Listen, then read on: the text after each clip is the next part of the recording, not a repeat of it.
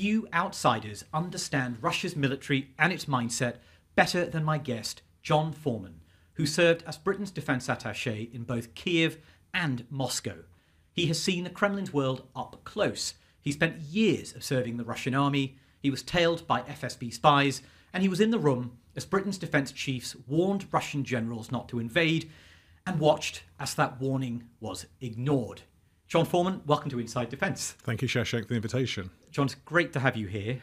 You spent 40 years in the Royal Navy doing lots of Navy things, but latterly in your career, from 2019 to 2022, you were Britain's defence attaché in Moscow. You were our military's man in Moscow in the Lion's Den. Yeah.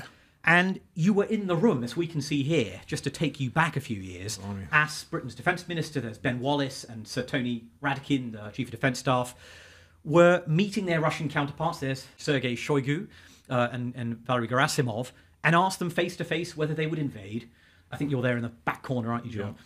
You watched us say brazenly lied to your face. Mm-hmm. What was going through your head, as we can see you there, and what was the atmosphere in that room like? Well, we'd had 2 weeks to arrange it, and it was such in the run-up to the invasion, the intelligence, been more and more evidence was building that Russia was going to invade.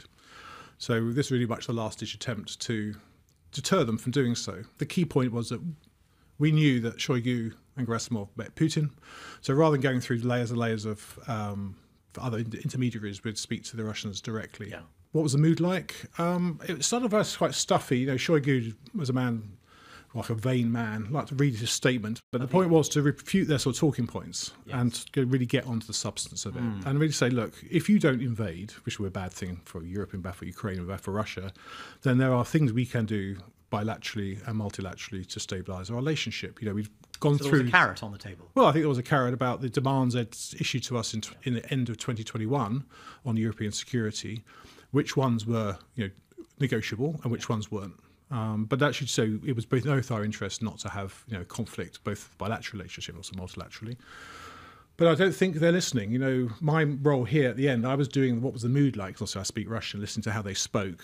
And then I had a friend down here was taking the notes, and after we compared notes, and somebody said they're either Champions League liars, or they're lying to our faces. Or they're saying, oh, it's all be great, don't worry about it, John.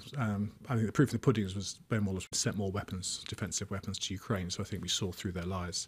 Yes. And you're confident they were lying? It's not that they were in the dark as well from Putin? No, I think Shoigu and Gerasimov definitely knew, and I think a couple of others did, but it's interesting afterwards, I was outside being thanked by the Russian generals for having brought this big delegation and sorted it out, it's all fantastic, and how we're going to have peace in our time, and we can have a new relationship. And I looked at their eyes, and I don't think they knew what I knew.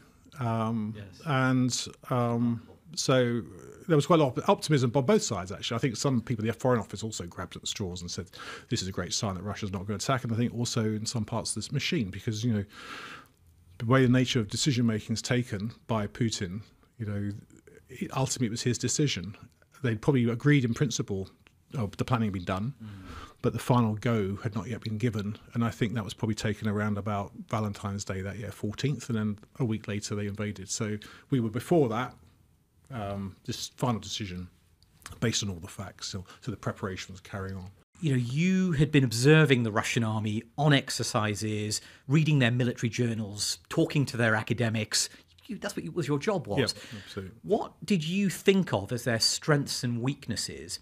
And when they eventually failed to adapt to being punched in the mouth, was it because they had a bad plan, or was it because there was a fundamental rot in their army to do with culture or proficiency or something? Yeah. You sort of got it with hindsight. Have you taken a view on this? Well, I think it's a omni-shambles, to be honest, the Russian. Did they underestimate the Ukrainians? Yes. Did they overestimate themselves? Yes. Were they blinded by, as I wrote in The Economist, the hubris, chauvinism, racism? Yes. The Ukrainians are lesser people. Yeah, they are Malorussia. They're little Russians, quote unquote. Yes. We are the great Russian people. They're the small Russian people. Yeah. We are the heirs of Zhukov. They are just a bunch of quote unquote country bumpkins who are corrupt and inefficient and can't run their own country.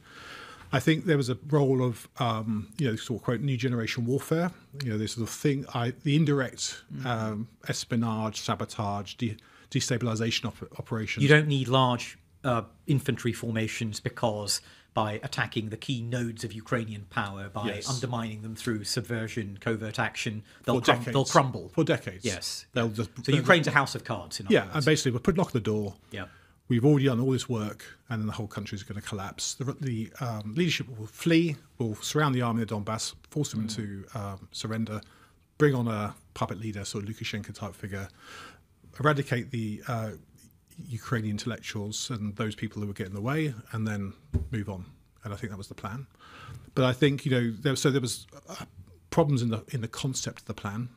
There were problems in the intelligence preparation, especially the intelligence services passing information up that Putin wanted to hear. Yeah, not sending bad news up the chain.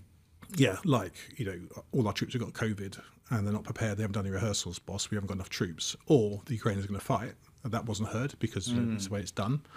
But I thought also in execution, the fact they had 4 parallel thrusts into Ukraine at the same time, no overall commander, no logistics, no rehearsals, as I said. So when my colleagues were driving around the border in the winter of 2022, they just sat there getting drunk, getting COVID and doing nothing. So suddenly they brung up and said, right, lads, you've got to evade tomorrow. So, well, there's no plans, nothing. The plans are the maps are out of date. So, I mean, I think it's just catastrophic failure of the Russian state. I think it's a symbol of how much Russia's been institutions like the armed forces, the Ministry of Defence have been eaten away by corruption and incompetence. Let's imagine there was a ceasefire today and the Russian army starts rebuilding. It starts thinking, what kind of army do we want in 2030? Yeah. Now, one option is a sort of army it wanted before 2022. That is lean, modernised, small units that are, focused on more kind of lethal firepower.